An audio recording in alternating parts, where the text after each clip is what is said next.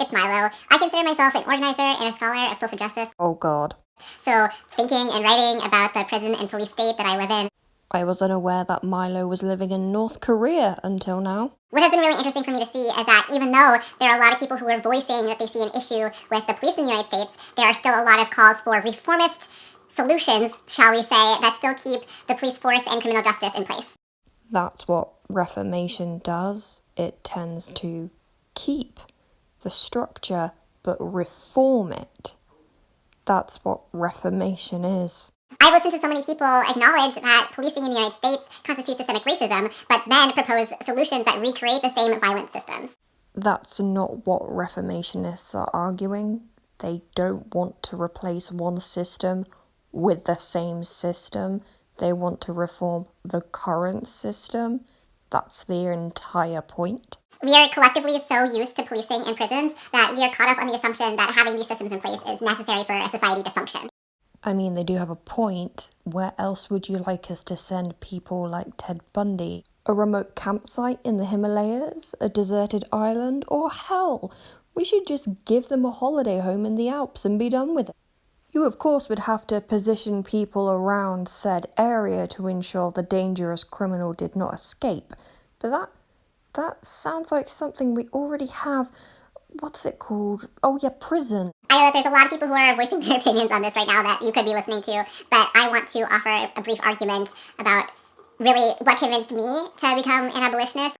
Please enlighten me. I am dying to hear your points. This isn't an exhaustive list by any means of all the reasons why I think we need abolition and reforms that will bring us to abolition. If you need reforms to bring about abolition, why not just create reforms to start the structure anew that would be a better and more fair system and leave it at that? Why do you have to yeet the entire thing?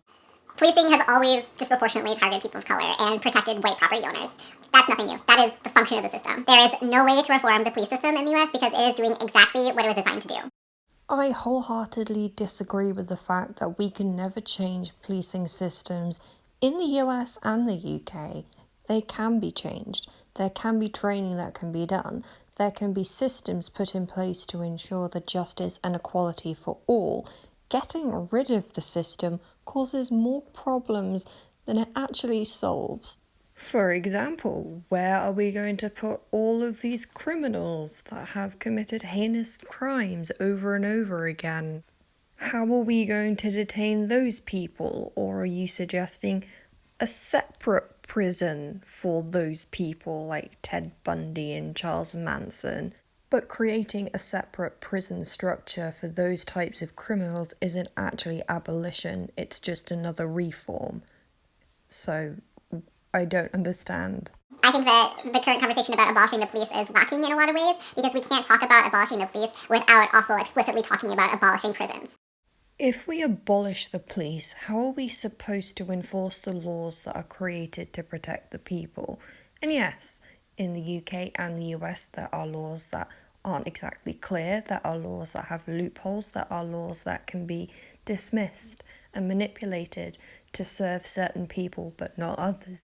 I'm going to use a specific example of a United Kingdom law, but I will leave a trigger warning right here, right now. If you are affected by something that begins with R and rhymes with grape, I will leave a timestamp in the pinned comment below. So please, if you are affected by the discussion of that subject, skip to that timestamp in 3, 2, 1.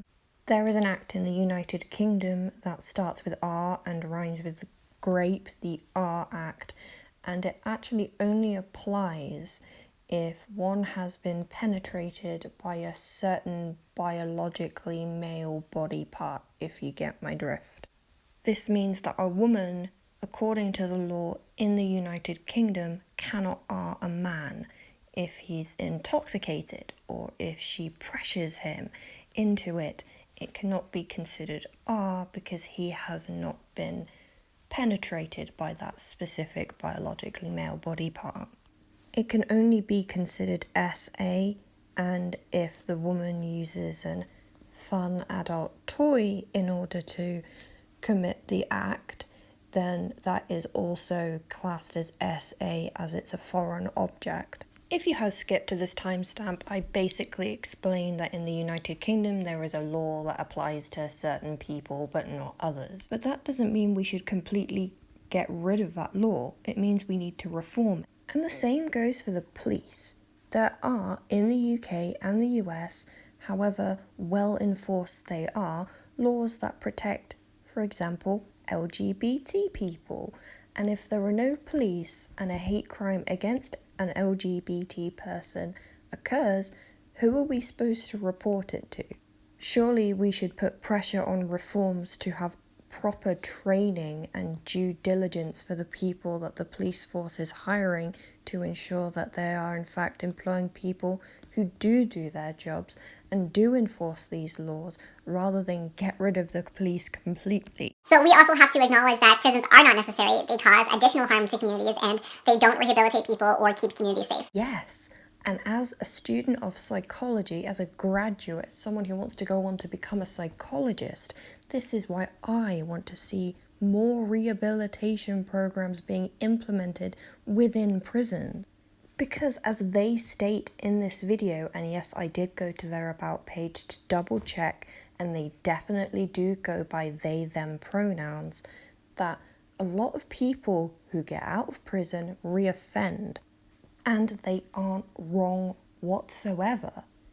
But in cases where rehabilitation and therapy is provided, the likelihood of reoffending decreases. Case in point, Mary Bell, and I do have a video on that case, and I'll put that in the cards somewhere or in the description below, probably both. She never reoffended after her crimes. Does that change the fact that she did what she did? No, it doesn't. There are two families that can never fill the void that she left when she took away their children. What it does show is that rehabilitation is possible. And yes, I recognise that she was only 11 when she was incarcerated, which makes her far more receptive and malleable in order to change her ways. But that doesn't mean that it won't work and we can't try it. And like Mary, many people who resort to things that she did are because they are from a certain type of home and they are treated a certain way.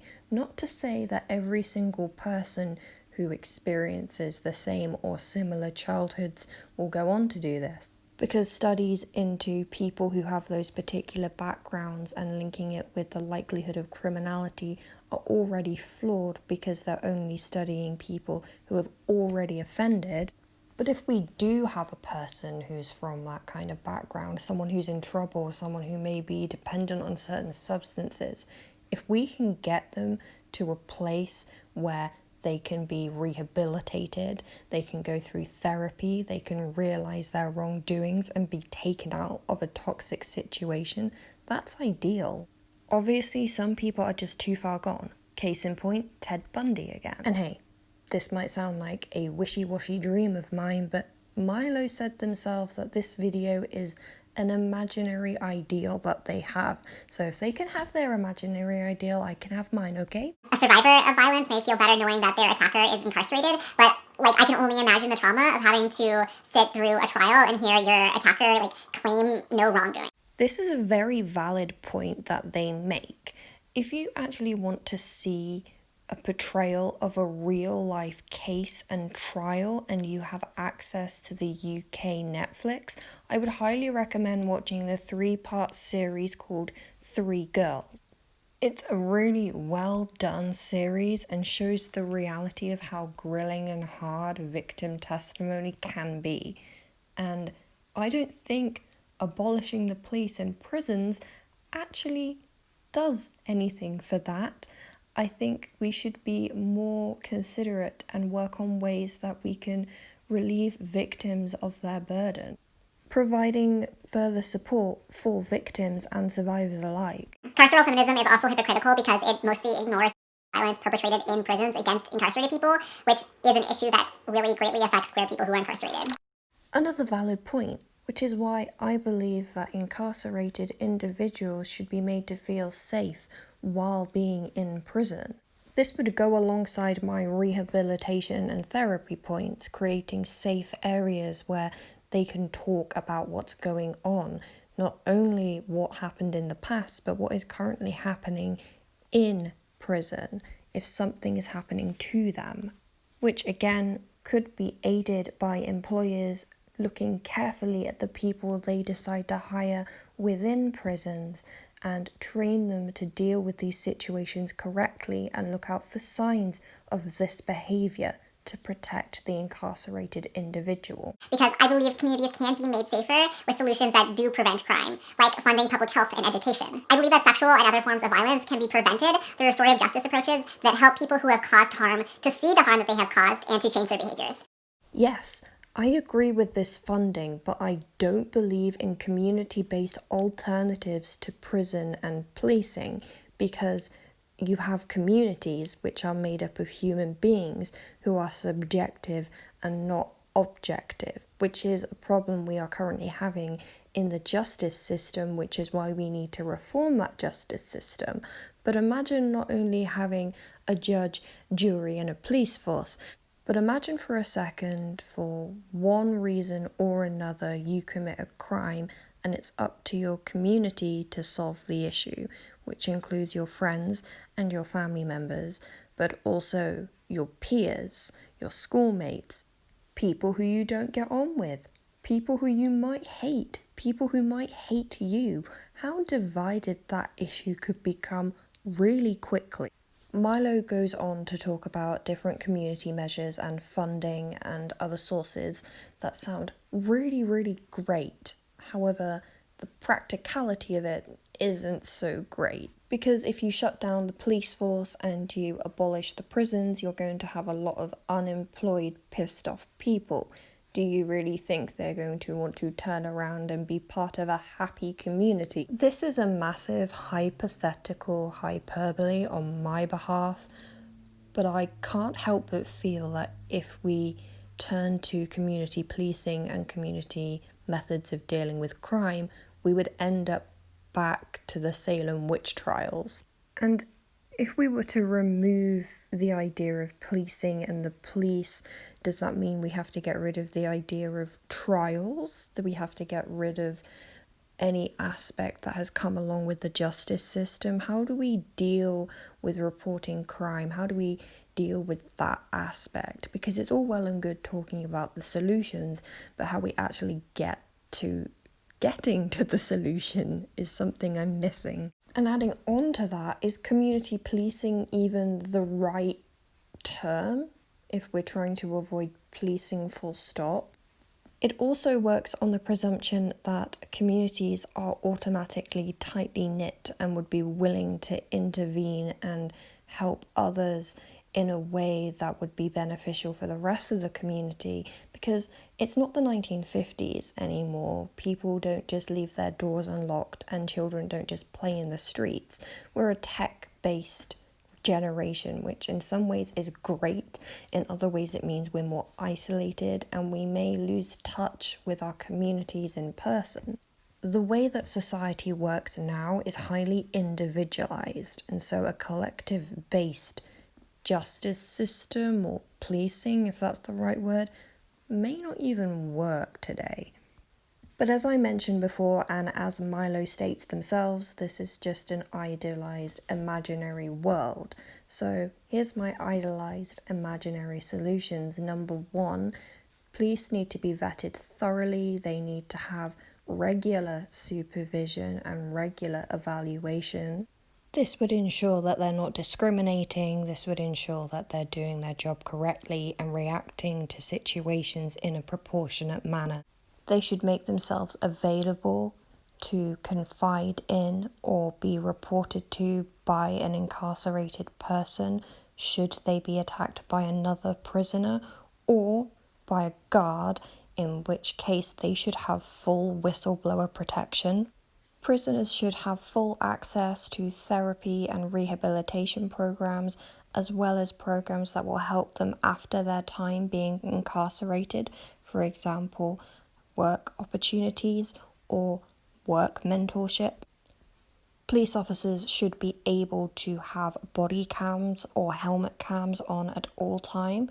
One, to protect them so they can showcase that their action, their chasing a person or arresting a person was in fact justified, and to protect the person they have detained or attempted to detain so they can show whether or not it was justified. This, of course, is my imaginary ideal world because, of course, there's always going to be problems with funding. Where are we going to get the money for this?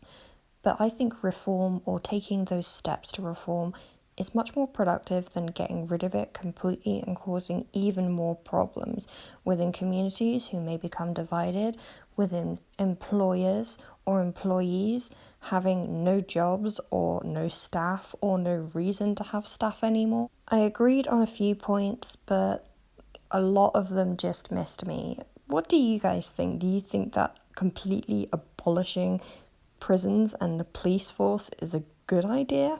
Let me know in the comments down below, but keep it nice. I'll talk to you guys later. Bye.